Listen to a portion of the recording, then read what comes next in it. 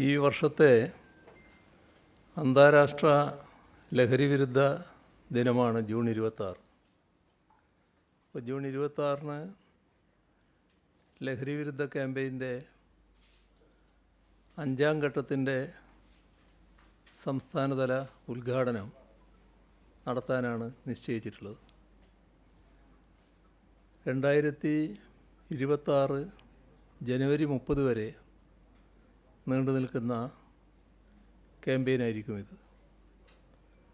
അന്താരാഷ്ട്ര ലഹരി വിരുദ്ധ ദിനാചരണത്തിൻ്റെ ജില്ലാതല ഉദ്ഘാടനം അതാത് ജില്ലകളിൽ ജനപ്രതിനിധികളുടെ നേതൃത്വത്തിൽ നടക്കും. Art direction the way of inspiration എന്ന പ്രോഗ്രാം കോളേജ് തലത്തിൽ സംഘടിപ്പിക്കും. എല്ലാ ക്യാമ്പസുകളിലും ഒരേ സമയം ആ പരിപാടിയുടെ ലോഞ്ചിങ് മന്ത്രിമാർ, ജനപ്രതിനിധികൾ, സിനിമാ പ്രവർത്തകർ മുതലായവരുടെ സഹകരണത്തോടെ സംഘടിപ്പിക്കും. വിവിധ NGOകളും അതിൽ സഹകരിച്ചു എന്ന് വരും. റെസിഡൻസ് അസോസിയേഷനുകളുടെ ആഭിമുഖ്യത്തിൽ സംസ്ഥാനത്ത് എൻ്റെ കുടുംബം ലഹരിമുക്ത കുടുംബം എന്ന പരിപാടിക്ക് തുടക്കം കുറിക്കും.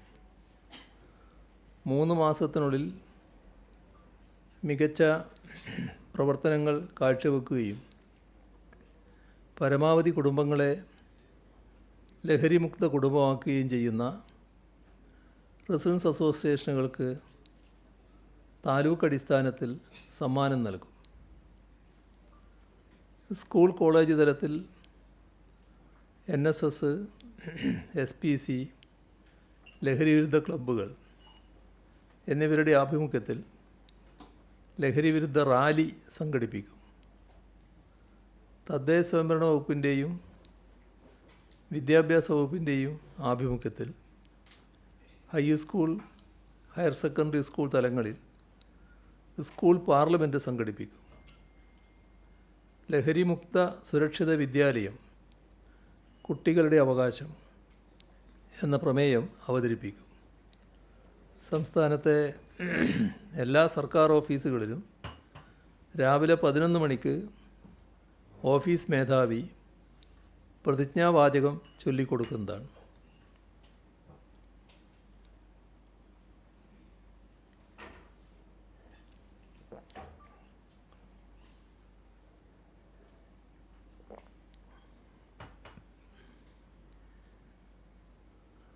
കേരളം ലഹരിക്കെതിരായ പോരാട്ടം ശക്തമായി മുന്നോട്ട് കൊണ്ടുപോവുകയാണ്.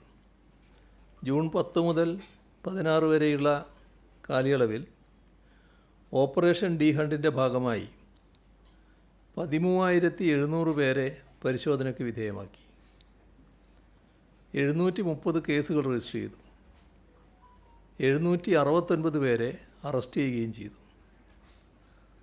378 ഗ്രാം MDMA-യും 24 കിലോഗ്രാം കഞ്ചാവും പിടിച്ചെടുത്തു. ഈ കാലയളവിൽ സംസ്ഥാനത്തൊട്ടാകെ ലഹരിയുമായി ബന്ധപ്പെട്ട 274 സോഴ്സ് റിപ്പോർട്ടുകൾ ബന്ധപ്പെട്ട ജില്ലാ പോലീസ് മേധാവിമാർക്ക് കൈമാറി.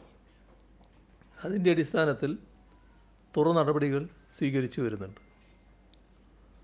ജൂൺ 8 മുതൽ ജൂൺ 14 വരെ 19.9 എന്നുവെച്ചാൽ 20 അടുത്ത് തന്നെ 19 കിലോഗ്രാം കഞ്ചാവ് എക്സൈസ് പിടികൂടി.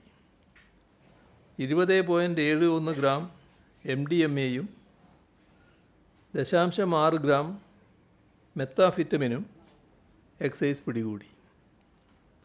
238 കേസുകൾ രജിസ്റ്റർ ചെയ്തു. 221 പ്രതികളെ അറസ്റ്റ് ചെയ്തിട്ടുമുണ്ട്. പൊതുവിദ്യാഭ്യാസ വകുപ്പിൻ്റെ നേതൃത്വത്തിൽ ലഹരി വിപത്തിനെതിരെ ശക്തമായ പ്രതിരോധമാണ് വിദ്യാലയങ്ങൾ കേന്ദ്രീകരിച്ച് ആവിഷ്കരിച്ചിട്ടുള്ളത്. വിദ്യാലയങ്ങളിലെ ലഹരി വിരുദ്ധ ക്യാമ്പയിനിൽ വിദ്യാർത്ഥികൾക്കിടയിൽ ലഹരി വസ്തുക്കളുടെ ദുരുപയോഗവും ആസക്തിയും തടയാൻ ലക്ഷ്യമിട്ടിട്ടുള്ള വിവിധ പ്രവർത്തന പദ്ധതികളാണ് പൊതുവിദ്യാഭ്യാസ വകുപ്പ് ആവിഷ്കരിച്ചിട്ടുള്ളത്. ലഹരി വസ്തുക്കൾക്കെതിരെയുള്ള ബോധവൽക്കരണം, സമൂഹത്തെ ശാക്തീകരിക്കൽ, ആരോഗ്യകരമായ ജീവിതശൈലി പ്രോത്സാഹിപ്പിക്കുന്നതിനുള്ള പിന്തുണ സംവിധാനങ്ങളൊരുക്കൽ, ഇവയെല്ലാമാണ് പ്രധാനം. സ്കൂൾ തലത്തിലെ ജാഗ്രതാ പ്രവർത്തനങ്ങൾ, ജനജാഗ്രതാ സമിതികളുടെ പ്രവർത്തനങ്ങൾ ഇവ സംബന്ധിച്ച് വിശദമായ മാർഗരേഖ വിദ്യാലയങ്ങൾക്ക് നൽകിയിട്ടുണ്ട്. ലഹരിയുടെ ദൂഷ്യഫലങ്ങൾ വിദ്യാർത്ഥികളും അധ്യാപകരും എന്ന പോലെ രക്ഷാകർത്താക്കളും മനസ്സിലാക്കേണ്ടതായിട്ടുണ്ട്. പരിശീലന പരിപാടികളിൽ രക്ഷാകർത്താക്കളെ കൂടി ഉൾപ്പെടുത്തി മൊഡ്യൂൾ തയ്യാറാക്കിയിട്ടുമുണ്ട്. ലഹരിയുടെ ദൂഷ്യവശങ്ങളെക്കുറിച്ച് കുട്ടികൾക്ക് ബോധ്യമുണ്ടാകൽ പ്രധാനമാണ്. അത് കണക്കിലെടുത്ത് പാഠ്യപദ്ധതി പരിഷ്കരണ വേളയിൽ ഈ സാമൂഹ്യ വിഷയങ്ങൾ ഉൾപ്പെടുത്തിയിട്ടുണ്ട്.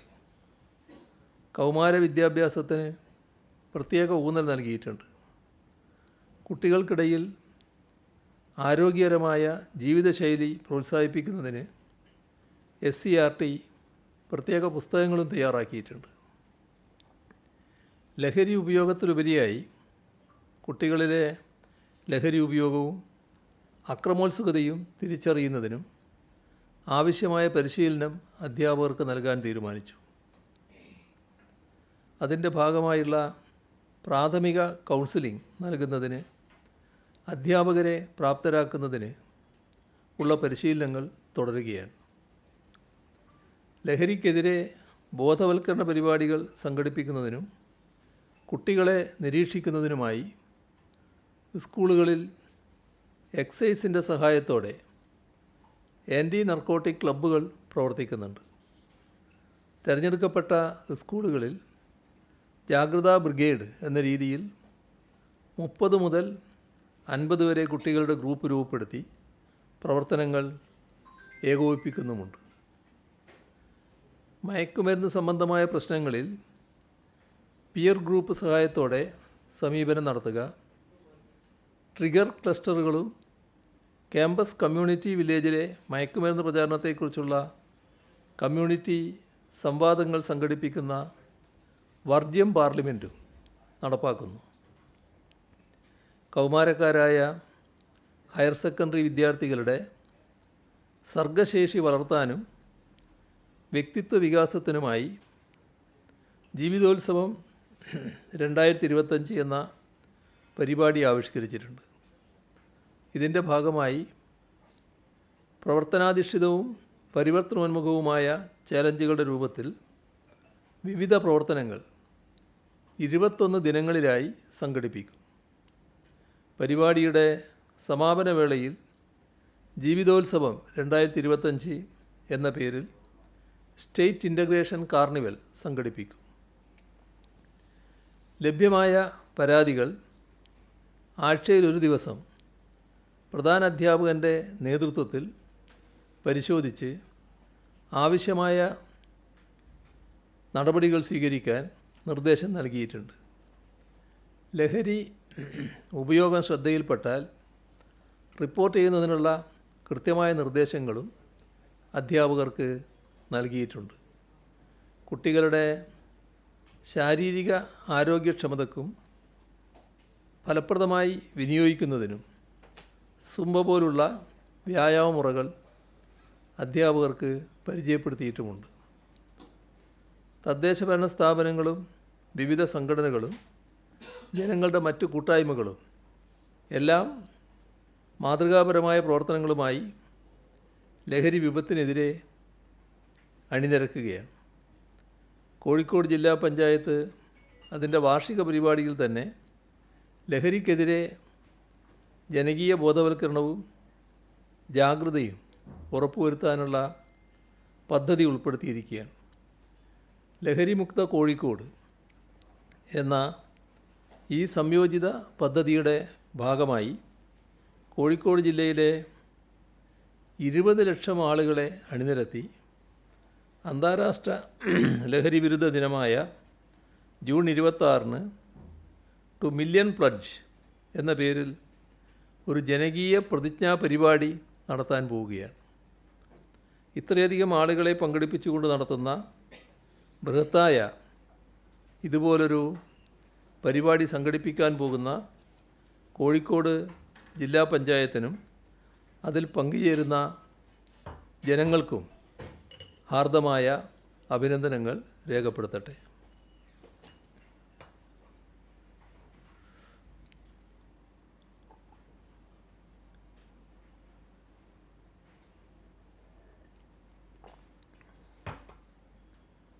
മയക്കുമരുന്നിനെതിരെ കാട്ടാക്കട നിയോജകമണ്ഡലത്തിലെ ജനങ്ങൾ ഒറ്റക്കെട്ടായി നടത്തിയ ജനകീയ ക്യാമ്പയിനും മികച്ച മാതൃകയാണ് നാടിന് സമ്മാനിച്ചത്. ഏപ്രിൽ 16-ന് തുടക്കമിട്ട മയക്കുമരുന്നിനെതിരെ കാട്ടാക്കട എന്ന ലഹരി വിരുദ്ധ ക്യാമ്പയിനിൻ്റെ ഒന്നാം ഘട്ടം മെയ് 28 നടന്ന അതിവിപുലമായ മാനവ ശൃംഖലയോടുകൂടിയാണ് സമാപിച്ചത്. ക്യാമ്പയിന് നേതൃത്വം നൽകിയത് വിദ്യാർത്ഥികളാണ്. ഈ ജനകീയ മാതൃകകളിൽ നിന്നും പ്രചോദനം ഉൾക്കൊള്ളാനും സമാനമായ പരിപാടികൾ വ്യാപിപ്പിക്കാനും നമുക്ക് കഴിയേണ്ടതുണ്ട്. നമ്മുടെ സംസ്ഥാനത്ത് ശക്തമായി മഴ തുടരുകയാണ്. കാലവർഷം ആരംഭിക്കുകയും ഒപ്പം തന്നെ ബംഗാൾ ഉൾക്കടലിൽ ന്യൂനമർദ്ദം രൂപപ്പെടുകയും ചെയ്തതിനെ തുടർന്ന് മെയ് 27 മുതൽ 31 വരെ വ്യാപകമായ മഴയാണ് സംസ്ഥാനത്ത് ലഭിച്ചത്. ഒറ്റപ്പെട്ട സ്ഥലങ്ങളിൽ അതിതീവ്ര മഴയും രേഖപ്പെടുത്തിയിട്ടുണ്ട്. കാസർഗോഡ് തെക്കൻ ഗുജറാത്തിന് മുകളിലായി സ്ഥിതി ചെയ്തിരുന്ന ചക്രവാത ചുഴി ന്യൂനമർദ്ദമായി ശക്തി പ്രാപിച്ചിട്ടുണ്ട്. വടക്ക് പടിഞ്ഞാറൻ ബംഗ്ലാദേശിനും ഗംഗാതട പശ്ചിമ ബംഗാളിനും മുകളിലായി മറ്റൊരു ന്യൂനമർദ്ദവും രൂപപ്പെട്ടിട്ടുണ്ട്. അടുത്ത 24 മണിക്കൂറിനുള്ളിൽ ഇത് ശക്തി പ്രാപിച്ചേക്കാം.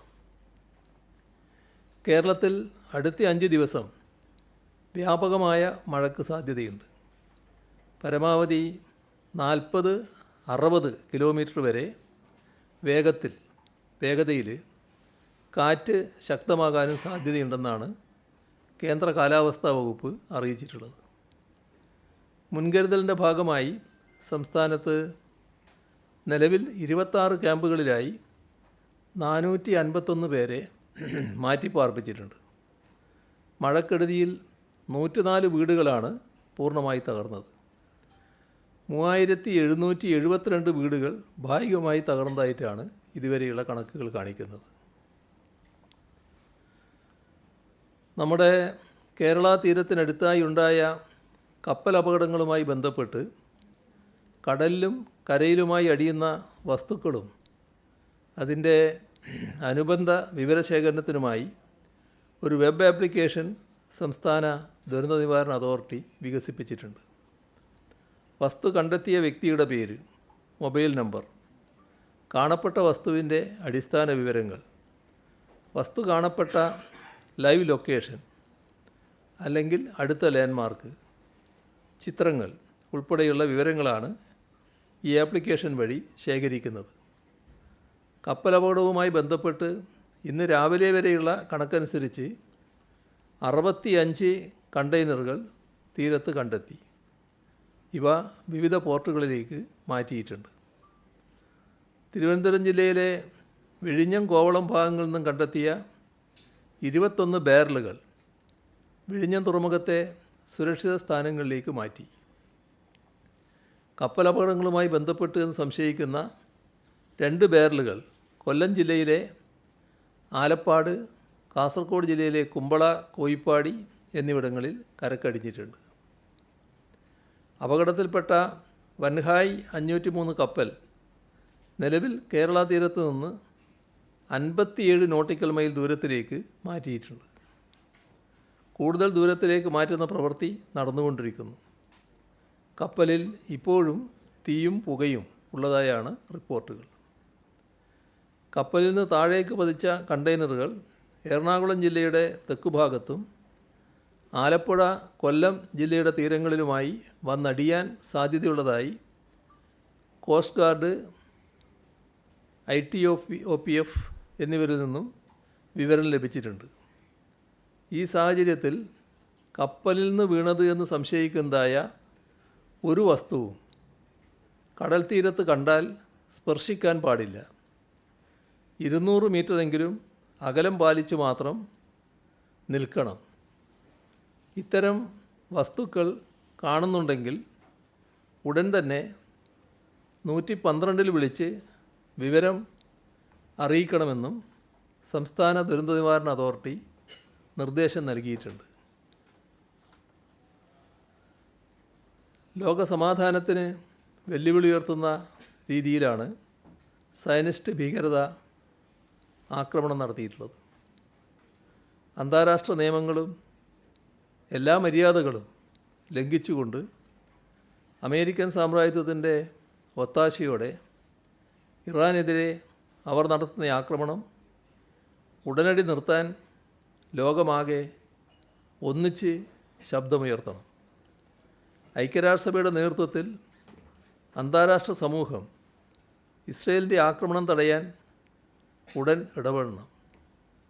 ഇന്ത്യ ഗവൺമെൻറ് പശ്ചിമേഷ്യയിൽ സമാധാനത്തിനും നീതിക്കും വേണ്ടി വ്യക്തമായ നിലപാട് സ്വീകരിക്കണം. ഇസ്രയേലിനെതിരെ ശക്തമായ പ്രതിഷേധസ്വരമുയർത്താനും ഇന്ത്യ തയ്യാറാകണം. ഇറാൻ ഇസ്രയേൽ സംഘർഷത്തിൻ്റെ പശ്ചാത്തലത്തിൽ മടങ്ങിയെത്തുന്ന കേരളീയർക്ക് ആവശ്യമായ സൗകര്യങ്ങൾ ഒരുക്കണമെന്ന് ഡൽഹി കേരള ഹൗസിലെ റെസിഡൻറ്റ് കമ്മീഷണർക്ക് നിർദ്ദേശം നൽകിയിട്ടുണ്ട്.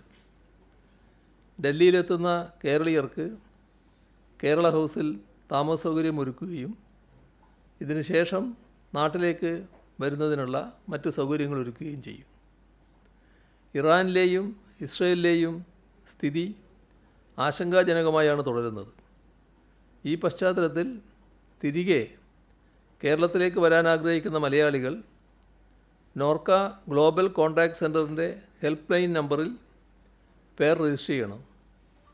Norka global contact centre 180042539339. ഇതൊരു ടോൾ ഫ്രീ നമ്പറാണ്. അതേപോലെ തന്നെ അന്താരാഷ്ട്ര മിസ്ഡ് കോൾ +918102012345. ഇവരുടെ വിവരം വിദേശകാര്യ മന്ത്രാലയത്തിനും ഇറാനിലെയും ഇസ്രയേലിലെയും ഇന്ത്യൻ എംബസികൾക്കും കൈമാറുകയും തുടർ നടപടികൾക്ക് വഴിയൊരുക്കുകയും ചെയ്യാമെന്നാണ് ഉദ്ദേശിക്കുന്നത്. ഇത്രയുമാണ് ഇന്ന് നിങ്ങളുടെ ആമുഖമായി പറയാനുള്ളത്. നമ്മുടെ രാജ്ഭവനിൽ ഈ ഔദ്യോഗിക ചടങ്ങുകൾക്ക് ഈ കാവിക്കൊടി എന്നീ ഭാരതാംബയുടെ ചിത്രത്തിന് മുന്നിൽ പുഷ്പാർച്ചന നടത്തുന്ന ഒരു നിഷ്കർഷ രാജ്ഭവൻ വിഭാഗത്തിനുണ്ടായി. അങ്ങനെ ജൂൺ 5 ഒരു പരിപാടി അവിടുന്ന് മാറ്റുകയും ഇക്കാര്യത്തിൽ എന്താണ് സർക്കാരിൻ്റെ ഒരു നിലപാട്? ഈ ഔദ്യോഗിക ചടങ്ങുകളിൽ ഇത്തരത്തിലുള്ള ചിഹ്നങ്ങൾ ഉപയോഗിക്കാമോ? അതിലൊരു സർക്കാരിൻ്റെ ഒരു നിർദ്ദേശം അല്ലെങ്കിൽ അതിലൊരു അഡ്വൈസ് ഗവർണർക്ക് നൽകാൻ ഉദ്ദേശിക്കുന്നു. സർക്കാരിൻ്റെ നിലപാടാണ് കൃഷിമന്ത്രി ഗവർണറെ അറിയിച്ചത്. അത് നമുക്ക് വ്യക്തിപരമായി ഓരോരുത്തർക്കും പല ആശയങ്ങളും പല വിശ്വാസങ്ങളും അതിൻ്റെ ഭാഗമായുള്ള നടപടികളും ഉണ്ടായേക്കാം. പക്ഷേ സർക്കാർ പരിപാടി എന്ന് പറയുമ്പോൾ സർക്കാർ അംഗീകരിച്ചിട്ടുള്ള പൊതു ബിംബങ്ങൾ മാത്രമേ അവിടെ ഉണ്ടാകാൻ പാടുള്ളൂ. അതിൽ നിന്ന് വ്യത്യസ്തമായൊരു നില വന്നതുകൊണ്ടാണ് അതിനോട് യോജിപ്പില്ല എന്ന് കൃഷിമന്ത്രി രാജ്ഭവനെ അറിയിച്ചത്. അത് പിന്നീട് ഗവർണർക്കും ബോധ്യപ്പെട്ടു എന്നാണ് തോന്നുന്നത്. കാരണം പിന്നീട് അതിലൊരു വിശദീകരണം വന്നത് ഔദ്യോഗിക പരിപാടികളിൽ ഇത്തരത്തിലുള്ള ഒരു ചിഹ്നവും വെക്കില്ല എന്ന് തന്നെ അറിയിക്കുന്ന നില രാജ്ഭവൻ്റെ ഭാഗത്തുനിന്നുണ്ടായിട്ടുണ്ട്. അത്തരമൊരു പ്രസ്താവന നൽകുന്നതിനിടയായത് ഈ സ്വീകരിച്ച നടപടിയിൽ എന്തോ അപാകതയുണ്ട് എന്ന് അദ്ദേഹത്തിന് തന്നെ ബോധ്യപ്പെട്ടതുകൊണ്ടായിരിക്കുമല്ലോ. ഏതായാലും സർക്കാരിൻ്റെ നിലപാട് വ്യക്തമാണ്. അത് അംഗീകൃത നടപടിക്രമങ്ങളനുസരിച്ച് മാത്രമേ പരിപാടികൾ നടത്താൻ പാടുള്ളൂ. ഓരോരുത്തരുടെയും താല്പര്യത്തിനനുസരിച്ചുള്ള എന്തെങ്കിലും പ്രദർശനം അവിടെ നടത്താൻ പറ്റില്ല. അതാണ് സർക്കാർ അക്കാര്യത്തിൽ സ്വീകരിച്ചുള്ള നിലപാട്. പക്ഷേ രാജ്ഭവൻ സംഘടിപ്പിക്കുന്ന പരിപാടികളിൽ ഇനിയും ആ രീതിയിൽ തന്നെ തുടരുമെന്നാണ് രാജ്ഭവൻ അറിയിച്ചിരിക്കുന്നത്. അല്ല, അതാണ് ഞാൻ പറഞ്ഞത്. ഔദ്യോഗിക പരിപാടിയിൽ രാജ്ഭവൻ പല പരിപാടി ഉണ്ടാവില്ല. അവിടെ ഇപ്പോൾ അദ്ദേഹം ഒരു കുടുംബപരമായൊരു പരിപാടി നടന്നു, മറ്റേതെങ്കിലും നടന്നു, അത് നമ്മളെ ബാധിക്കുന്ന കാര്യമല്ലല്ലോ. ഔദ്യോഗിക പരിപാടിയിൽ ഇങ്ങനെയുള്ള ഭാരതാംബയുടേതാണല്ലോ ഇപ്പോൾ വന്നത്, അങ്ങനെയൊരു ചിത്രം വെക്കാൻ ഉദ്ദേശിക്കുന്നില്ല എന്ന് അദ്ദേഹം വ്യക്തമാക്കി കഴിഞ്ഞിട്ടുണ്ട്.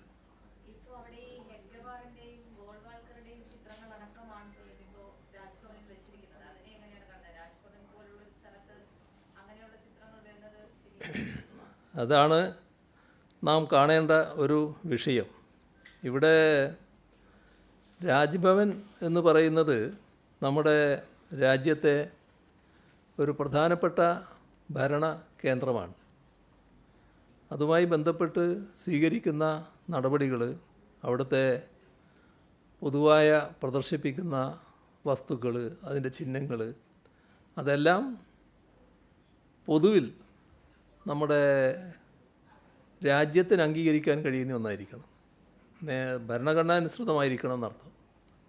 ഇവിടെ RSS നമ്മുടെ രാജ്യത്ത് കുറേ കാലമായിട്ട് പ്രവർത്തിച്ചുകൊണ്ടിരിക്കുന്ന ഒരു സംഘടനയാണ്.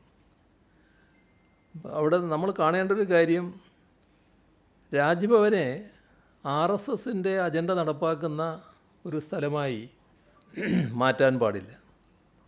മാത്രമല്ല, രാജ്ഭവൻ എന്നത് രാഷ്ട്രീയ പ്രചരണത്തിനുള്ള ഒരു വേദിയായി മാറ്റേണ്ടി ഒന്നുമല്ല.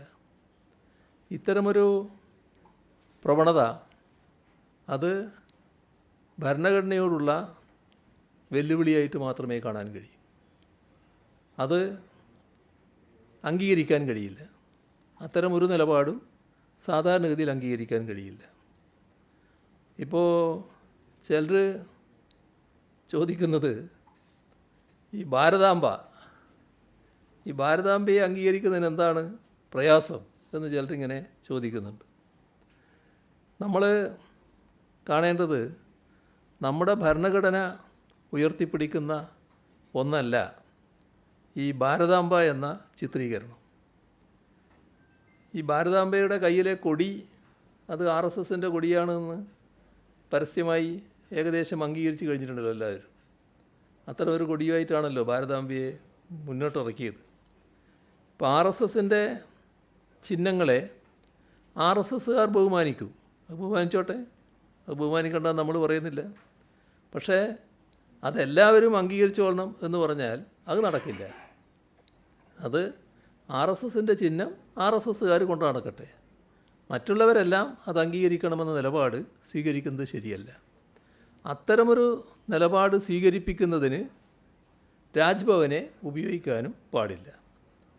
നമ്മുടെ ജനാധിപത്യത്തിൻ്റെ ആധാരശിലയാണല്ലോ ഭരണഘടന.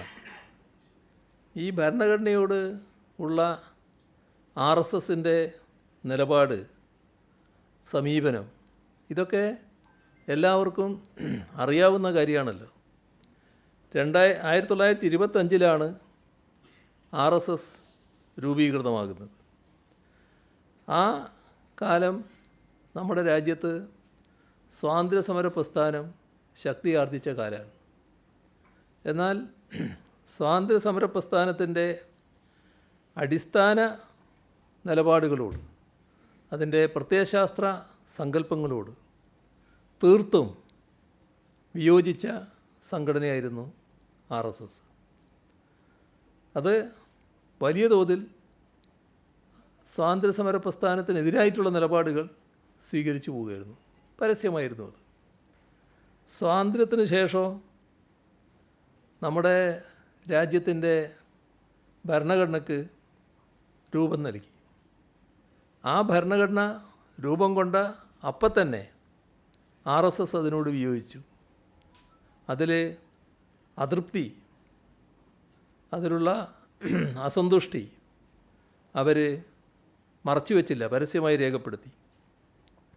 മാത്രമല്ല, ഭരണഘടനയെ എന്തുമായിട്ടാണ് അവർ താരതമ്യപ്പെടുത്തിയത്? ഇതെല്ലാം ആവശ്യം മനുസ്മൃതിയാണ്. അപ്പോൾ ഭരണഘടനയ്ക്ക് പകരം മനുസ്മൃതിയാണ് അവർ ഉയർത്തിപ്പിടിച്ചത്. ഇത് 1949 നവംബർ 30 RSSൻ്റെ മുഖപത്രം ഓർഗനൈസർ വ്യക്തമാക്കിയ കാര്യമാണ്, അവരുടെ എഡിറ്റോറിയലിലൂടെ വ്യക്തമാക്കിയ കാര്യമാണ്. 1947 ജൂലൈ 17 ഓർഗനൈസറിൽ പ്രസിദ്ധീകരിച്ച എഡിറ്റോറിയലുണ്ട്.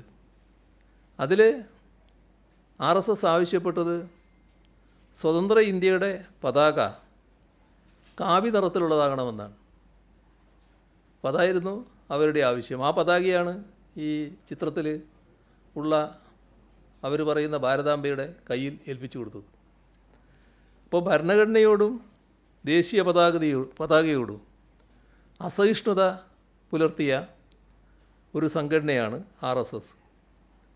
രാജ്യത്തിൻ്റെ ഔദ്യോഗികമായ ഒന്നല്ലാത്ത ഒന്നിനെ അത് ഔദ്യോഗികമാണ് എന്ന് വരുത്തി തീർക്കാൻ ഇപ്പോൾ ബോധപൂർവം RSS ശ്രമിക്കുകയാണ്. ഇപ്പോൾ സ്വാതന്ത്ര്യ കാലത്ത് വൈദേശിക ശക്തികൾക്കെതിരെ പോരാടാൻ ഒട്ടും താല്പര്യം കാണിക്കാത്ത സംഘടനയാണ് RSS. എന്നാൽ അവർ ആ ഘട്ടത്തിലും മുന്നോട്ട് വെച്ച കാര്യം ആഭ്യന്തര ശത്രുക്കൾക്കെതിരെ പട നയിക്കണമെന്നായിരുന്നു. ആഭ്യന്തര ശത്രുക്കൾ ആരാണ് എന്ന് അവരന്ന് തന്നെ രേഖപ്പെടുത്തുകയും ചെയ്തിരുന്നു. അത് നമ്മുടെ രാജ്യത്ത് തന്നെയുള്ള ഏറ്റവും പ്രധാന വിഭാഗം ന്യൂനപക്ഷങ്ങളാണ്. മുസ്ലിമും ക്രിസ്ത്യാനിയും പിന്നെ പറഞ്ഞത് കമ്മ്യൂണിസ്റ്റുകാരും. ഇവരാണ് ആഭ്യന്തര ശത്രുക്കളെന്നാണ്. അതേസമയം അന്നത്തെ ബ്രിട്ടീഷ് രാജിന് പൂർണ്ണമായും പാദസേവ ചെയ്യുന്ന നിലയാണ് RSS സ്വീകരിച്ചിരുന്നത്. ഇപ്പം നമ്മുടെ കേരളത്തിൻ്റെ അനുഭവം എടുത്താൽ തിരുവിതാംകൂർ ഒരു നാട്ടുരാജ്യമായിട്ടാണല്ലോ നിലനിന്നിരുന്നത്. അത് സ്വതന്ത്ര ഇന്ത്യയിൽ ലയിക്കണം എന്നാവശ്യപ്പെട്ട് സമരം ചെയ്യാൻ ഏതെങ്കിലും RSSകാരനുണ്ടായിരുന്നോ? ഒരു RSSകാരനും അതിനുണ്ടായിരുന്നില്ല. മാത്രമല്ല, അന്നത്തെ ദിവാന് വേണ്ട എല്ലാ ഒത്താശയും ചെയ്തു കൊടുക്കുകയാണ് അവർ ചെയ്തത്. ഇപ്പോൾ രാജ്ഭവനിലെ ഈ പ്രദർശിപ്പിച്ച ചിത്രത്തിൽ കാണുന്നത് ഇന്ത്യയുടെ ഭൂപടമാണോ? അതൊരു നോട്ടത്തിൽ എല്ലാം എന്നാണ് കാണുന്നത്. ബ്രിട്ടീഷ് ഭരണത്തിലുണ്ടായിരുന്ന പ്രദേശങ്ങളുടെ ഭൂപടമാണ്. ദക്ഷിണേഷ്യയിലെ രാജ്യങ്ങളെ ഒറ്റ ഹിന്ദുത്വ രാഷ്ട്രമായി ഏകീകരിക്കണമെന്ന RSSൻ്റെ വർഗീയ അജണ്ടയുണ്ട്. ആ വർഗീയ പ്രോജക്റ്റിന് നമ്മുടെ രാജ്യത്തിലെ ഭരണഘടന ഒരു പിന്തുണയും പിൻബലവും നൽകിയിട്ടില്ല. അതിനെ അംഗീകരിക്കേണ്ട ഒരാവശ്യവും, ഭരണഘടന നിർദ്ദേശിച്ചിട്ടില്ലാത്ത ഒന്നിനെ അംഗീകരിക്കേണ്ട ഒരാവശ്യവും ഞങ്ങൾക്കില്ല. ഒരു കാര്യം മാത്രമേ പറയാനുള്ളൂ, രാജ്ഭവനെ RSS ശാഖയുടെ നിലവാരത്തിലേക്ക് താഴ്ത്താൻ ശ്രമിക്കരുത്.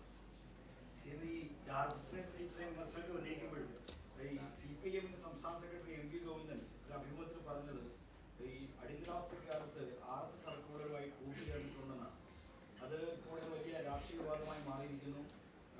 അന്ന് ജനതാ പാർട്ടിയുമായി സഹകരിച്ച കാര്യമൊക്കെ പറഞ്ഞ് ഗോവിന്ദമാഷ് വിശദീകരണം പറഞ്ഞു. പക്ഷേ ഇത് ഈ സമയത്ത് പറയാൻ പറ്റുന്നതാണോ എന്ന ചോദ്യം CPI നിന്നും ഉയർന്നു.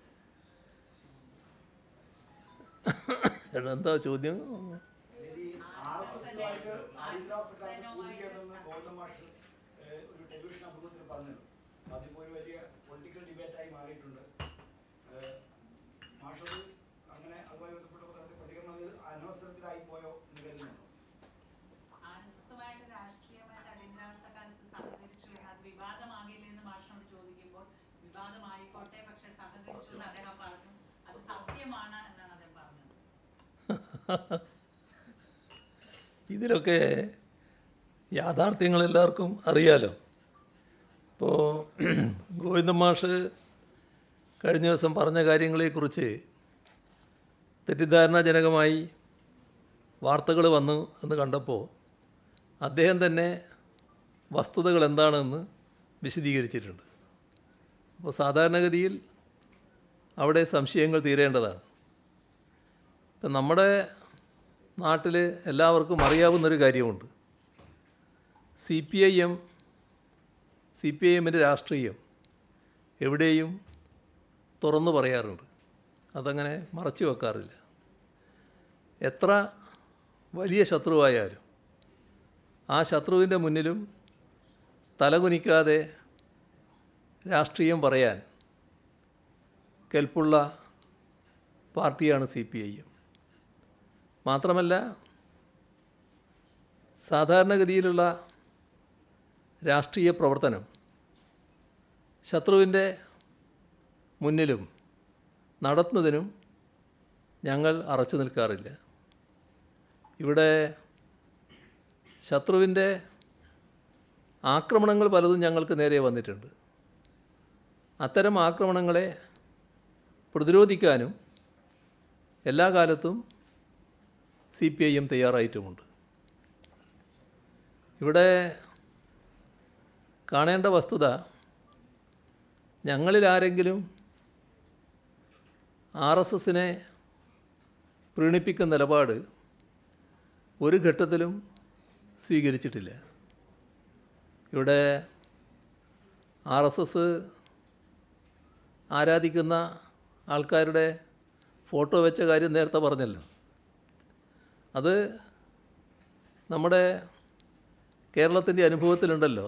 അത്തരം ചില ഫോട്ടോകൾക്ക് മുന്നിൽ ചിലർ താണു വണങ്ങിയ നില കേരളം കണ്ടതാണല്ലോ. അങ്ങനെയൊന്നുമുള്ള നിലപാട് സ്വീകരിക്കുന്ന പാർട്ടിയോ പാർട്ടിക്കാരോ അല്ല സി പി ഐ എമ്മും സി പി എംകാരും. ഇവിടെ തലയുയർത്തിക്കൊണ്ട് തന്നെ കോൺഗ്രസിനെയും ബി ജെ പിയെയും ലീഗിനെയും ചെറുക്കാൻ ഞങ്ങൾ തയ്യാറായിട്ടുണ്ട്. അത് ഞങ്ങളൊരു കാലത്തും ഒരു ഭാഗത്ത് ഒരു വർഗീയ ശക്തിയും മറ്റൊരു ഭാഗത്ത് മറ്റൊരു വർഗീയ ശക്തിയെയും ഒന്നിച്ച് നിർത്തിക്കൊണ്ട് മുന്നോട്ട് പോയിട്ടില്ല. ഒരു വർഗീയതയെയും ഒന്നിച്ച് നിർത്താൻ ഞങ്ങൾ തയ്യാറായിട്ടില്ല. എല്ലാ വർഗീയതയോടും വിട്ടുവീഴ്ചയില്ലാത്ത സമീപനമാണ് ഞങ്ങൾ സ്വീകരിച്ചിട്ടുള്ളത്. ഇവിടെ LDF ഈ അവസരവാദപരമായ നിലപാട് സ്വീകരിക്കുന്ന കോൺഗ്രസിൻ്റെയും ലീഗിൻ്റെയും നിലപാടുകളെ നല്ല രീതിയിൽ നേരിട്ട് പരാജയപ്പെടുത്തി മുന്നോട്ട് പോകുന്ന കാഴ്ചയാണ് കാണാൻ സാധിക്കുക. നമ്മുടെ കേരളത്തിൽ പല അനുഭവങ്ങളുണ്ടല്ലോ. ഇപ്പോൾ കോലീബി സഖ്യം, അത് നമ്മുടെ നാടിനുണ്ടായ അനുഭവമാണല്ലോ. ജമാഅത്തെ ഇസ്ലാമിയുമായി ചേർന്ന് നിന്നുകൊണ്ട് ഞങ്ങൾക്ക് നേരെ കോൺഗ്രസ് കളിച്ച കളിയും ഈ നാട് കണ്ടതാണല്ലോ. അതെല്ലാം ആർക്കെങ്കിലും പെട്ടെന്ന് മറന്നു പോകുന്ന ഒരു കാര്യമല്ലല്ലോ. എല്ലാവരുടെയും മനസ്സിൽ തങ്ങി നിൽക്കുന്ന കാര്യമാണല്ലോ. നമ്മൾ കാണേണ്ടത്, ഞങ്ങളുടെ 215 സഖാക്കളെ കൊലപ്പെടുത്തിയ വിഭാഗമാണ് RSS. ആ അരുംകൊലക്ക് നേതൃത്വം കൊടുത്ത സംഘടനയാണ് RSS.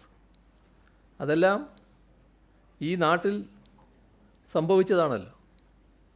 ഈ 215-ൽ ഏതെങ്കിലും ഒരാളുടെ കാര്യത്തിലെങ്കിലും കോൺഗ്രസ് RSS ചെയ്തത് ശരിയായില്ല എന്നെങ്കിലും പറയാൻ തയ്യാറായിട്ടുണ്ടോ? ഏതെങ്കിലും ഘട്ടത്തിൽ RSSനെ ആക്ഷേപിക്കാൻ തയ്യാറായിട്ടുണ്ടോ? ഇവിടെ RSS ശാഖയ്ക്ക് കാവൽ നിൽക്കലായിരുന്നു അന്നേരം ഞങ്ങളുടെ പണിയെന്ന് പറഞ്ഞത് ആരായിരുന്നു? കോൺഗ്രസിൻ്റെ പഴയ KPCC പ്രസിഡൻ്റല്ലേ ആ പറഞ്ഞത്? എന്താ അത് കാണിക്കുന്നത്? ഏറ്റവും വിശ്വസിക്കാവുന്ന മിത്രം എന്ന നിലക്ക് കണ്ടതുകൊണ്ടല്ലേ കാവൽ നിൽക്കാൻ RSSകാർ കോൺഗ്രസ് നേതാക്കളെ സമീപിച്ചത്? ഇതെല്ലാം നമ്മുടെ നാട് കൃത്യമായി മനസ്സിലാക്കിയ കാര്യമാണ്.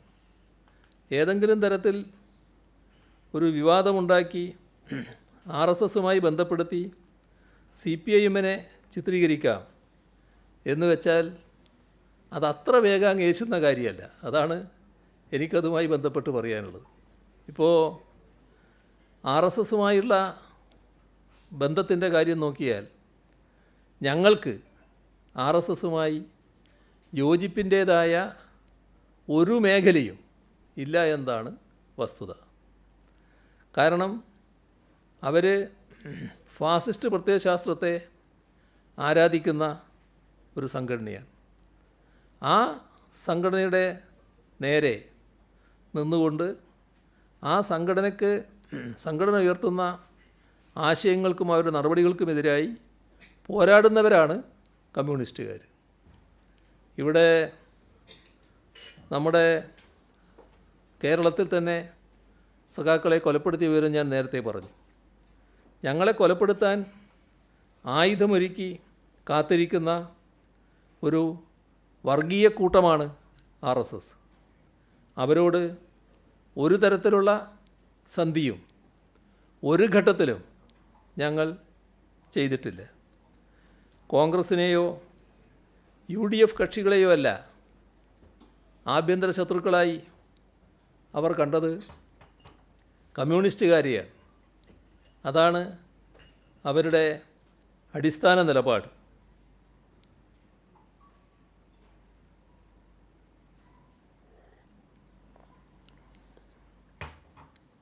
ആയിരത്തി 1925 ഈ സംഘടന രൂപം കൊള്ളുന്നത്. ഇന്ന് വരെ അവരോട് ഐക്യപ്പെടാൻ കമ്മ്യൂണിസ്റ്റുകാർ പോയിട്ടില്ല. അവരോടുള്ള കാര്യത്തിലുള്ള സമീപനം ഇന്നലെയും യോജിപ്പില്ല, ഇന്നും യോജിപ്പില്ല, നാളെയും യോജിപ്പുണ്ടാവില്ല. ഇതാണ് CPIMൻ്റെ അവരുള്ള നിലപാട്. RSS എന്നല്ല, ഒരു വർഗീയ ശക്തിയോടും ഞങ്ങൾ ഐക്യപ്പെടില്ല. അതുകൊണ്ടാണ് എല്ലാ വർഗീയ ശക്തികളും ഞങ്ങളെ എതിർക്കാൻ തയ്യാറാകുന്നത്. ഇപ്പം 50 വർഷം മുൻപ് അടിയന്തരാവസ്ഥ നാട്ടിലുണ്ടായല്ലോ, രാജ്യത്ത്. ആ അടിയന്തരാവസ്ഥ കാലത്ത് ഇന്ദിരാഗാന്ധിയുടെ നേതൃത്വത്തിലുള്ള കോൺഗ്രസിൻ്റെ അമിതാധികാര വാഴ്ചയ്ക്കെതിരെ ജനകീയ പ്രക്ഷോഭം ഉയർന്നു വന്നു. ആ ഘട്ടത്തിൽ ആരുടെയെങ്കിലും തണൽ നിന്നുകൊണ്ടല്ല ഞങ്ങൾ അതിൽ പങ്കാളികളായത്.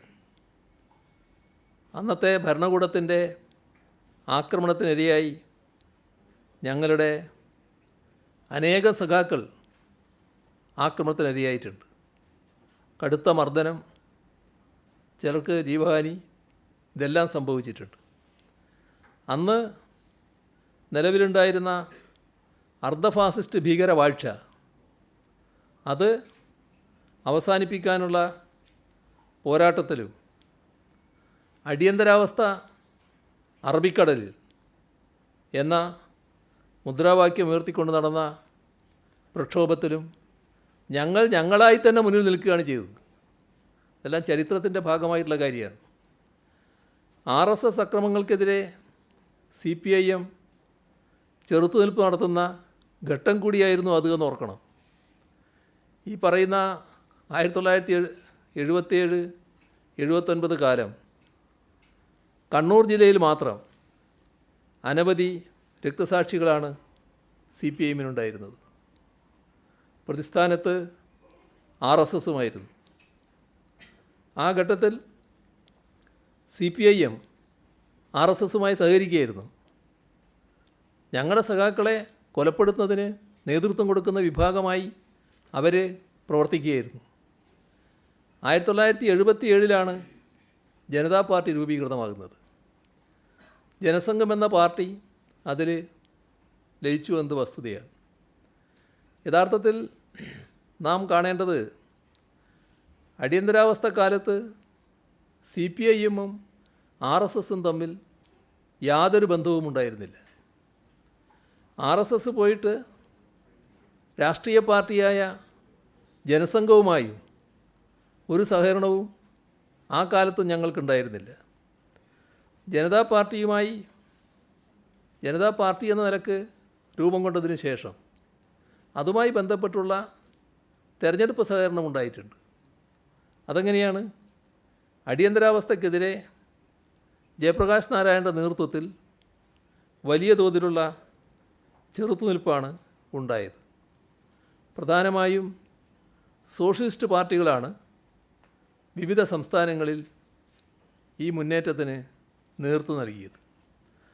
1977 തെരഞ്ഞെടുപ്പ് ഘട്ടത്തിൽ അന്നത്തെ ഒരു വിശാല മുന്നണി, ആ വിശാല മുന്നണി ജനതാ പാർട്ടിയായി രൂപപ്പെട്ടു. ഞങ്ങളതിലില്ല. CPIഎം അപ്പോഴും വേറിട്ട് നിൽക്കുകയായിരുന്നു. അടിയന്തരാവസ്ഥയിലെ കോൺഗ്രസ് ഏകാധിപത്യ ഭരണത്തിനെതിരെ ഉയർന്നു വന്ന വിശാല ഐക്യത്തിലുണ്ടായിരുന്ന കക്ഷികൾ ഒന്നിച്ചു ചേർന്നാണ് ഈ പറയുന്ന ജനതാ പാർട്ടി ഉണ്ടാകുന്നത്. ഭാരതീയ ലോക്ദൾ, സംഘടനാ കോൺഗ്രസ്, സ്വതന്ത്ര party, socialist party of India, ഇങ്ങനെയുള്ള വിവിധ പാർട്ടികൾ ലയിച്ചാണ് 1977 ജനുവരി 23 ജനതാ പാർട്ടി രൂപീകരിച്ചത്. ഈ ജനതാ പാർട്ടിയിൽ പിന്നീട് ജനസംഘവും ലയിക്കുകയായിരുന്നു. ഇവിടെ ജനസംഘവും മറ്റെല്ലാ പാർട്ടികളെയും പോലെ, ജനതാ പാർട്ടിയിൽ ചേർന്ന മറ്റെല്ലാ പാർട്ടികളെയും പോലെ അവരുടെ എല്ലാ കമ്മിറ്റികളും പിരിച്ചുവിട്ടാണ് ജനതാ പാർട്ടിയിൽ ലയിച്ചത്. ഏതായാലും അന്നും ഇന്നും എല്ലാവരും കണ്ടൊരു വസ്തുതയുണ്ട്. CPIഎം ജനതാ പാർട്ടിയിൽ ലയിച്ചിട്ടില്ല. CPIഎം CPIയുമായി തന്നെ പ്രവർത്തിക്കുകയാണ് ചെയ്തത്. സ്വന്തം നിലയിൽ അടിയന്തരാവസ്ഥക്കെതിരെ സമരം ചെയ്യുകയായിരുന്നു CPIഎം ചെയ്തത്. അന്ന് കോൺഗ്രസിനോടും ഇന്ദിരാഗാന്ധിയോടുമുള്ള RSSൻ്റെ സമീപനം എന്തായിരുന്നു എന്നത് നമ്മുടെ പ്രതിപക്ഷ നേതാവിന് അറിവുണ്ടാകാതിരിക്കാൻ വഴിയില്ല. പ്രശസ്ത മാധ്യമപ്രവർത്തകയും ഇന്ത്യൻ എക്സ്പ്രസിൻ്റെ പൊളിറ്റിക്കൽ എഡിറ്ററുമായിരുന്ന നീരജ് ചൗധരിയുടെ ഹൗ പ്രൈം മിനിസ്റ്റേഴ്സ് ഡിസൈഡ് എന്ന ഈ പുസ്തകമാണ്. ഇത് അദ്ദേഹം കാണാതിരിക്കാൻ ഒരു തരത്തിലും വഴിയില്ല. ഗവേഷണാത്മകമായ ഉള്ളടക്കമുള്ള ഒരു പുസ്തകമാണിത്. ആ പുസ്തകത്തിൽ RSSൻ്റെ അക്കാലത്തെ നിലപാടിനെ കൃത്യമായി വരച്ചു കാട്ടിയിട്ടുണ്ട്. ജനതാ സർക്കാരിനെ വീഴ്ത്തി ഇന്ദിരാഗാന്ധി തിരിച്ചു വന്നതിന് ശേഷം പലതവണ RSSുമായി ഇന്ദിരാഗാന്ധി നല്ല ബന്ധമാണ് സൂക്ഷിച്ചിരുന്നത് എന്ന് പുസ്തകം പറയുന്നു. 1982 RSS സർ സംഘചാലിൻ്റെ സഹോദരനായ ബാബുറാവ് ദേവറസിൻ്റെ അടുത്തേക്ക് തൻ്റെ മകനും MP-യുമായ രാജീവ് ഗാന്ധിയെ ഇന്ദിരാഗാന്ധി പറഞ്ഞയക്കുന്നു. കപിൽ മോഹനാണ് ഇതിന് ഇടനില നിന്നത്. അദ്ദേഹത്തിൻ്റെ വസതിയിൽ വെച്ചാണ് ആദ്യ കൂടിക്കാഴ്ച നടന്നത്. പിന്നീട് കൂടിക്കാഴ്ച നടന്നത് നമ്പർ 10 ജൻപതിൽ വെച്ചാണ് എന്നും പുസ്തകത്തിൽ പറയുകയാണ്. ബാബുറാവിൻ്റെ കൂടെ BJP നേതാവ് സുഭാഷ് ആര്യയും ഉണ്ടായിരുന്നു. ബാബുറാവ് ദേവറസിനെ കണ്ടപ്പോൾ രാജീവ് ഗാന്ധി ഉപചാരപൂർവം കാൽ തൊട്ട് വണങ്ങുന്നതിന് താൻ സാക്ഷിയായിരുന്നുവെന്ന് അക്കാലത്തെ കോൺഗ്രസ് MP-യും പിന്നീട് ഗവർണറുമായിരുന്ന ബൻവാരിലാൽ പുരോഹിത് പറഞ്ഞതായും പുസ്തകത്തിൽ പറയുകയാണ്. 1980 തെരഞ്ഞെടുപ്പിൽ ഇന്ദിരാഗാന്ധിക്ക് അധികാരം ലഭിക്കാൻ RSS സഹായിച്ചുവെന്ന് അനിൽ ബാലി ഉറപ്പിച്ചു പറയുന്നതായി ഈ പുസ്തകത്തിലുണ്ട്. അനിൽ ബാലി ഇന്ദിരാഗാന്ധിയുടെ ഏറ്റവും അടുത്ത അനുയായിയാണ്. RSSൻ്റെ പിന്തുണയില്ലായിരുന്നെങ്കിൽ 353 സീറ്റുകൾ നേടാൻ കഴിയില്ലായിരുന്നുവെന്ന് ഇന്ദിര സ്വകാര്യമായി സമ്മതിച്ചിരുന്നതായും ബാലി അവകാശപ്പെടുന്നു. പേജ് 67 ഇതെല്ലാം രേഖപ്പെടുത്തിയിരിക്കുകയാണ്. അടിയന്തരാവസ്ഥയ്ക്ക് ശേഷമുള്ള തെരഞ്ഞെടുപ്പിൽ കോൺഗ്രസ്സിന് RSS പിന്തുണ നൽകിയിരുന്നതായി അക്കാലത്തെ IB മേധാവിയായിരുന്ന TV രാജേശ്വർ വ്യക്തമാക്കിയിട്ടുണ്ട്. 1984 തെരഞ്ഞെടുപ്പിന് മുൻപ് RSS നേതാവ് നാനാജി ദേശ്മുഖ് കോൺഗ്രസിൻ്റെ കൈപ്പത്തി ചിഹ്നത്തിന് വോട്ട് ചെയ്യാൻ ജനങ്ങളോട് പരസ്യമായി ആഹ്വാനം ചെയ്തിരുന്നു. ജാതിയിലോ മതത്തിലോ അല്ല, മുദ്ര കൈപ്പത്തിയിൽ എന്നായിരുന്നു അദ്ദേഹത്തിൻ്റെ മുദ്രാവാക്യം. ഇതിൽ 137, 138 പേജുകളിൽ അത് പറയുകയാണ്. 1986 രാമജന്മഭൂമിയിലെ പൂട്ടുകൾ തുറക്കാനുള്ള രാജീവ് ഗാന്ധിയുടെ തീരുമാനത്തെ RSS, പ്രത്യേകിച്ച് ബാബുറാവ് ദേവറസ് സ്വാധീനിച്ചിരുന്നു. പൂട്ടുകൾ തുറന്ന് ഹിന്ദുക്കളുടെ നേതാവാകും എന്ന് ബാബുറാവ് രാജീവിന് സന്ദേശം അയച്ചിരുന്നു. ആ കാര്യവും ഈ പുസ്തകത്തിലെ 145, 146 പേജുകളിൽ പറയുകയാണ്. ഇതൊക്കെയാണ് പുസ്തകത്തിൽ പറയുന്ന ചില കാര്യങ്ങൾ. ഞാൻ തീരട്ടെ ധൃതിപ്പെടല്ല. ഇതിൽ പറഞ്ഞ കാര്യങ്ങൾ മുൻ IB തലവൻ TV രാജേശ്വർ കരൺ താപ്പറിന് ഇൻ്റർവ്യൂവിൽ വെളിപ്പെടുത്തുന്നുമുണ്ട്. 1975 അടിയന്തരാവസ്ഥ ഏർപ്പെടുത്താനുള്ള ഇന്ദിരാഗാന്ധിയുടെ തീരുമാനത്തിന് RSS പിന്തുണയുണ്ടായിരുന്നു എന്നാണ് അദ്ദേഹം ഇൻ്റർവ്യൂവിൽ പറയുന്നത്. അത് IB തലവനായിരുന്ന ആൾ കൊടുത്ത ഇൻ്റർവ്യൂ ആണ്. രാജേശ്വർ എഴുതിയ ഇന്ത്യ ദ ക്രൂഷ്യൽ ഇയേഴ്സ് എന്ന പുസ്തകത്തിലും ഈ കാര്യം വിശദീകരിച്ചിട്ടുണ്ട്.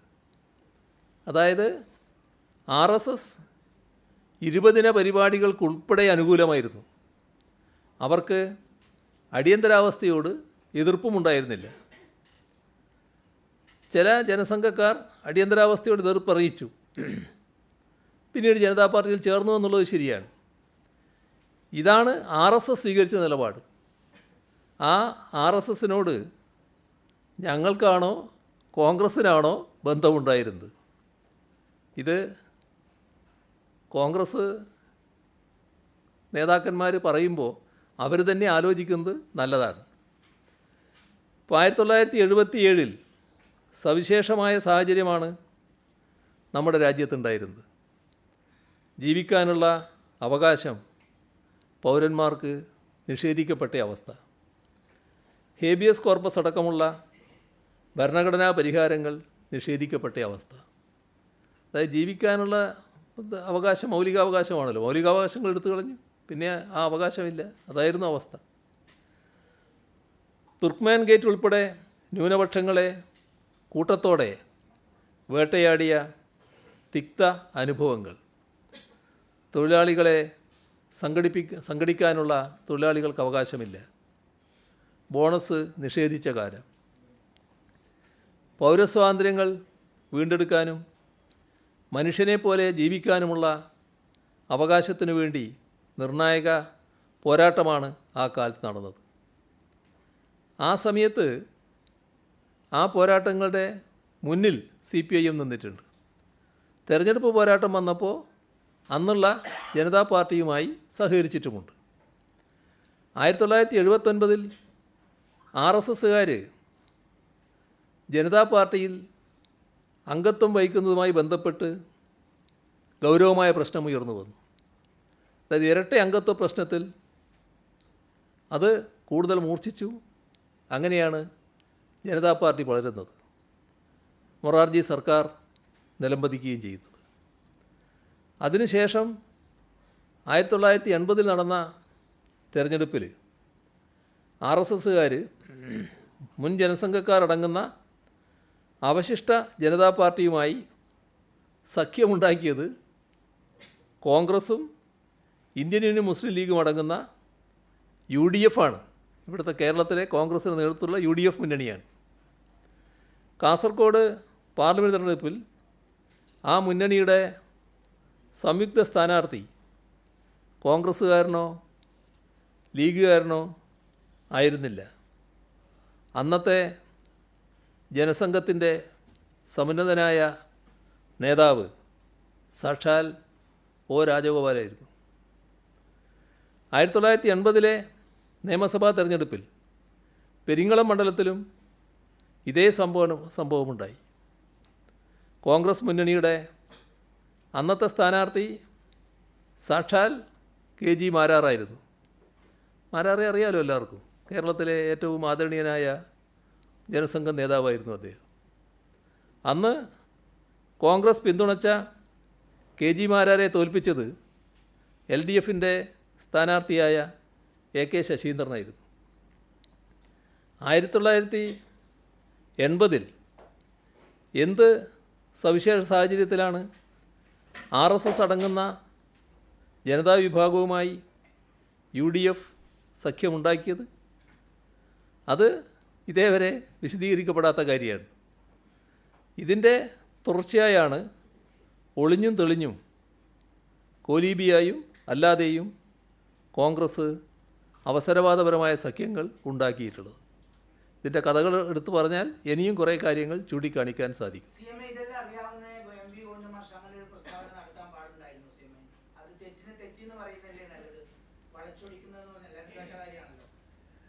RSSനോടുള്ള നിലപാടാണല്ലോ ചോദിച്ചത്. CPIMൻ്റെ നിലപാടാണ് ഞാൻ വ്യക്തമാക്കിയത്. ഗോവിന്ദൻ മാഷ കാര്യം അദ്ദേഹം തന്നെ പറഞ്ഞല്ലോ, അങ്ങനെ പറഞ്ഞില്ല എന്നുള്ളത് അദ്ദേഹം തന്നെ വ്യക്തമാക്കിയല്ലോ. പിന്നെ അതിനെപ്പറ്റി ഞാൻ പറയേണ്ടതെന്ന്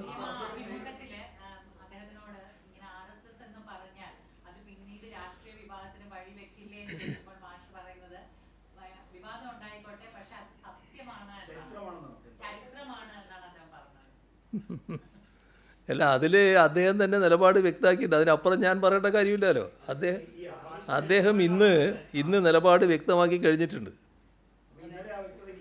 ഇവിടെ അല്ല, ഇന്നലത്തെ സാഹചര്യം എന്താണ്, എന്താ ചോദ്യം, എന്തായിരുന്നു ഉത്തരവെന്നൊന്നും എനിക്കിപ്പോൾ അത് കൃത്യമായിട്ട് അറിയില്ലല്ലോ. ഞാൻ പറഞ്ഞത് ഈ പാർട്ടിയും നമ്മുടെ രാജ്യത്തിൻ്റെ പൊതുവായ സ്ഥിതിയും ഇതെല്ലാം എല്ലാവർക്കും അറിയാവുന്ന കാര്യമാണ്. എന്ത് നിലപാടാണ് സ്വീകരിച്ചിട്ടുള്ളത് അതിനെപ്പറ്റിയുള്ള വ്യക്തതയാണ് വരുത്താൻ ഞാൻ ശ്രമിച്ചത്. ഇനി അതിനേക്കാളും കൂടുതൽ പറയണമെങ്കിലും പറയാൻ എൻ്റെ അടുത്ത് വിവരങ്ങളുണ്ട്.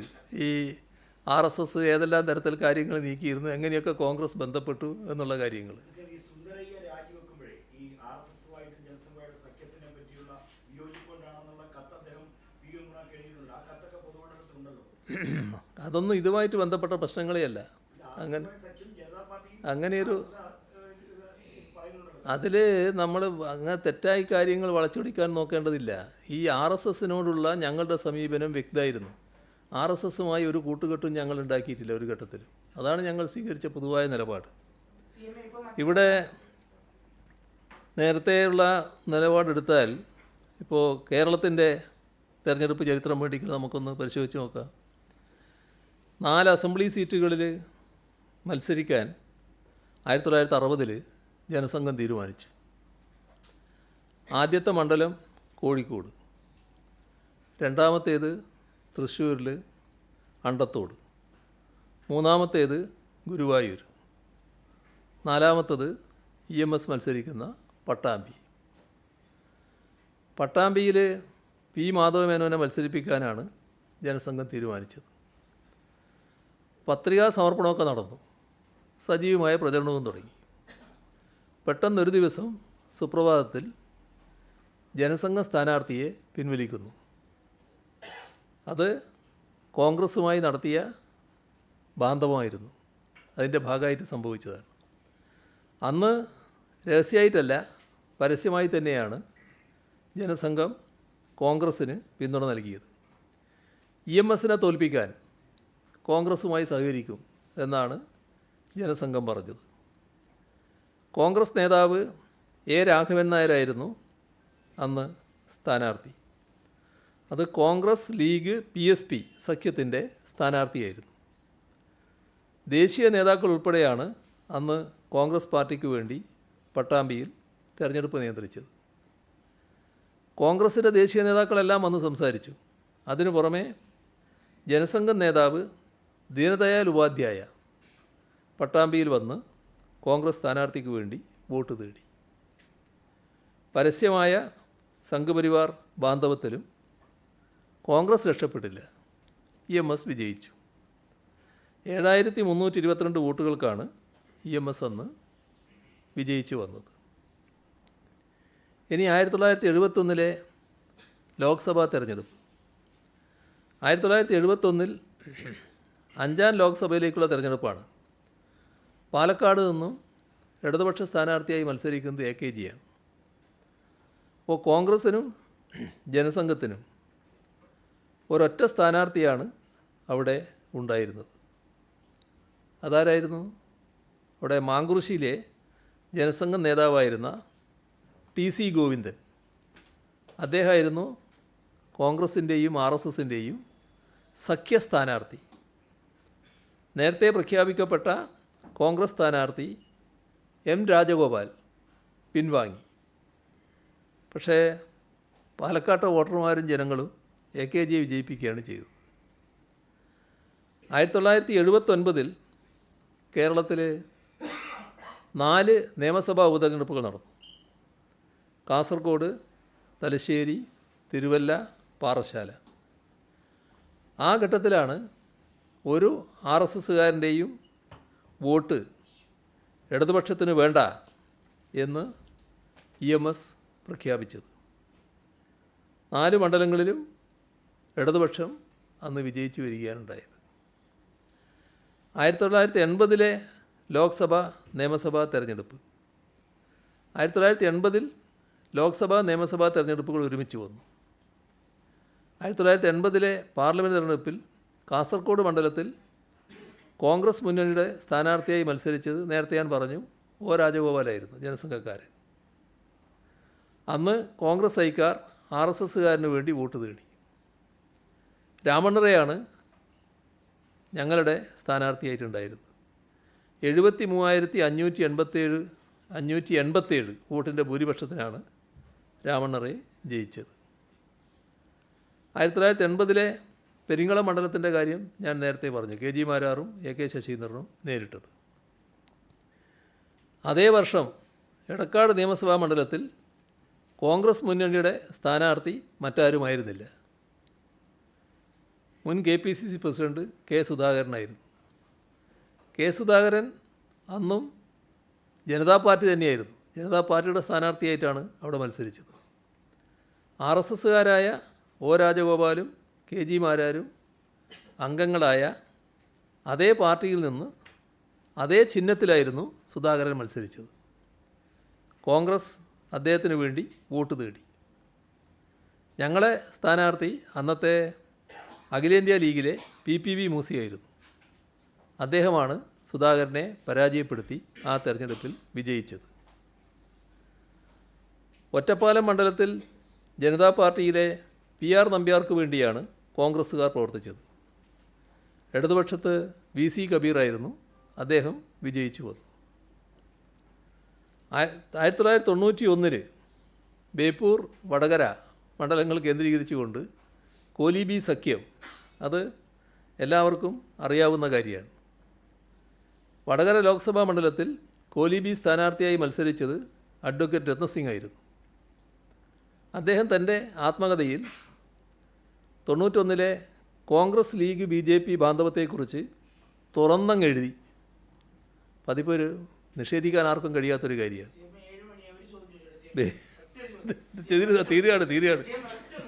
തീരട്ടെ ഇത് തീരട്ടെ.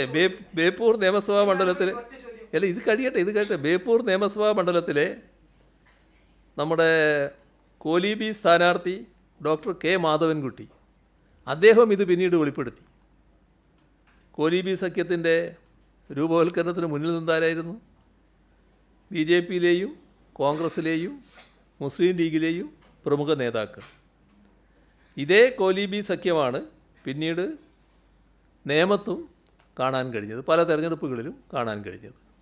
അതാണ് നമ്മുടെ യാഗമുള്ളിലെ നേരത്തെ വിമാനത്താവള പദ്ധതി ഉണ്ടായ സ്ഥലത്ത് ഇലക്ട്രോണിക് മാനുഫാക്ചർ ക്ലസ്റ്റർ രൂപീകരിക്കാനുള്ള ഒരു ഫയലുകൾ നീങ്ങുന്നുണ്ട്. അത് പിന്നെ താങ്കളുടെ അറിവോടെയാണോ, അങ്ങനെ ഒരു തീരുമാനമായിട്ടുണ്ടോ, അതല്ല താങ്കളുടെ അറിവില്ലാതെയാണോ? അല്ല, ഈ ഫയലുകൾ നീങ്ങുന്നതെല്ലാം എൻ്റെ അറിവോടുകൂടിയാകണമെന്നില്ലല്ലോ. ഏത് ഫയലും അതിൻ്റെ വഴിക്ക് നീങ്ങട്ടെ, പരിശോധിച്ച് എന്താണ് യുക്തമെന്ന് വെച്ചാൽ ആ തീരുമാനം നമുക്കെടുക്കാം. അത്രയാണ് അതുമായി ബന്ധപ്പെട്ട് ഇപ്പോൾ പറയാനുള്ളത്. മുഖ്യമന്ത്രിയുടെ അതിന്റെ നിലപാട് എന്താ? ആ പദ്ധതി പ്രദേശത്ത് ഓ ആ പദ്ധതി സംബന്ധിച്ച് കൃഷി വകുപ്പ് ഒരു എതിർപ്പ് അറിയിച്ചിട്ടുണ്ട്. അല്ല, എനിക്കറിയില്ല അതിനെപ്പറ്റി. അതിൻ്റെ കാര്യങ്ങൾ പരിശോധിച്ച് നോക്കാം എന്താണെന്നുള്ളത്. സിഎമ്മിന്റെ നിലപാട് എന്താ സിഎം അതിൽ? ഏത് പദ്ധതിക്കും ഞാൻ എതിരല്ല. ആ പദ്ധതിയുടെ കാര്യങ്ങൾ പരിശോധിച്ച് മാത്രമേ തീരുമാനങ്ങൾ എടുക്കാൻ പറ്റൂ. ആ പരിശോധന വിമാനത്താവള പദ്ധതി സിഎം റദ്ദാക്കിയത്. അല്ല, പഴയ കാര്യമല്ലേ, ഇരിക്കട്ടെ, പിന്നെ എടുക്കാം നമുക്ക്. അല്ല, അന്ന് ഇപ്പം നമുക്ക് ഇവിടെ അവസാനിപ്പിക്കാം. ചോദ്യം ചോദിക്കാൻ